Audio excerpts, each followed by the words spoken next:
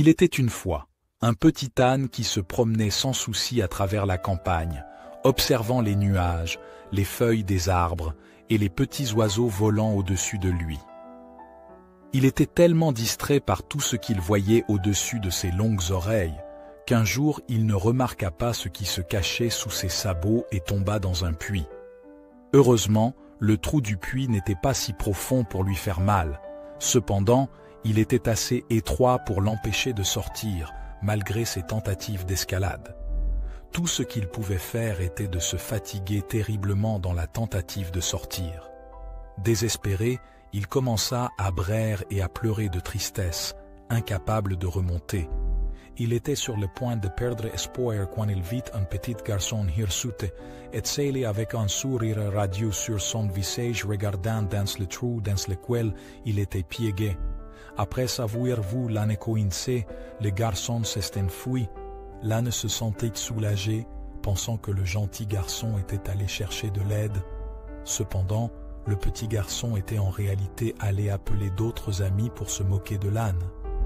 L'âne avait commis une erreur en croyant que le sourire du garçon était un sourire de gentillesse, alors qu'il était en fait un sourire de malice. Tout le monde connaissait ce petit garçon mystérieux. Il était le plus espiègle du village et semblait toujours chercher de nouvelles farces. À seulement 5 ans, il était connu pour ses méfaits. Ce jour-là, il avait rassemblé ses amis pour une farce. Il se moquait d'un pauvre âne coincé. « Quel âne stupide! Regardez-le! Il ne peut pas sortir du trou dans lequel il est tombé », a dit Eleutério à ses amis, jetant une poignée de terre au visage de l'âne. « J'ai une idée. Prenons les pelles et enterrons cette stupide touffe, dit-il en se tournant vers son père. Les amis se regardèrent. Personne n'était convaincu de faire une telle chose, mais à la fin ils allèrent se chercher des pelles et tout autre outil utile pour remplir le puits de terre. Lorsqu'ils revinrent et étaient sur le point de commencer, l'un d'eux, Démétrius, parla d'une voix extrêmblante. « Je ne veux pas le faire. Je pense qu'il va être mieux que je rentre chez moi. » Eleutério se moqua de Démétrius, lui criant au visage « Tu es un poulet !» imitant les sons d'une poule et encourageant les autres Nabostox à se moquer de lui. Les joues de Démétrius devinrent rouges de honte.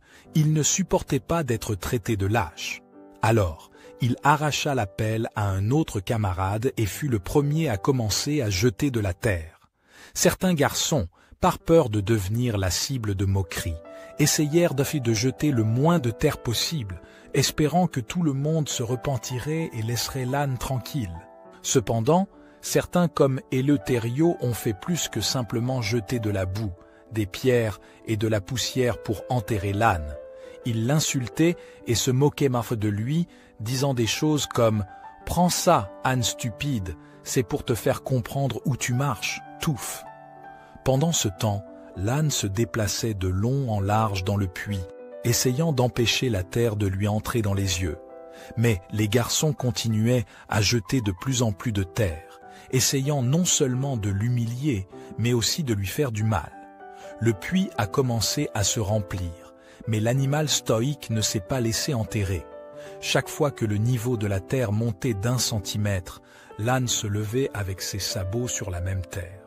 Les garçons étaient trop impliqués dans l'action pour remarquer que l'âne utilisait cette terre comme de petites marches pour s'approcher lentement de la surface.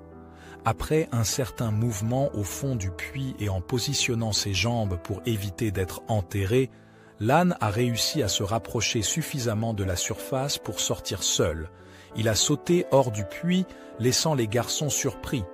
Leur surprise s'est vite transformée en peur lorsque l'animal enragé a commencé à les poursuivre dans tout le champ. Eleutério, le garçon sans cœur, est rentré chez lui avec une grande déchirure dans son pantalon. Cette histoire nous présente 3 leçons importantes. La première est celle de l'âme. Dans la vie, tôt ou tard, nous nous retrouvons tous face à des difficultés et nous nous sentons piégés.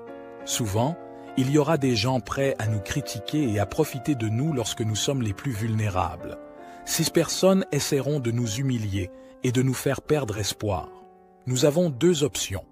nous pouvons rester immobiles et nous sentir comme des victimes, attendant que les critiques enfouissent notre estime de soi, ou nous pouvons apprendre de l'histoire et utiliser ces critiques comme des marches pour sortir de la situation. Par conséquent, réfléchissez si quelqu'un vous a déjà traité de cette manière et comment vous pourriez réagir pour montrer que vous ne laisserez plus jamais personne vous enterrer à nouveau. Le deuxième enseignement concerne le petit garçon sale. Ce personnage nous donne deux leçons. Premièrement, il nous rappelle que faire du mal à autrui, surtout si nous profitons de leur faiblesse, se retournera finalement contre nous.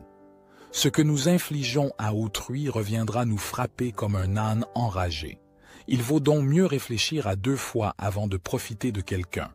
Deuxièmement, une personne heureuse ne se comporte pas comme le petit garçon sale.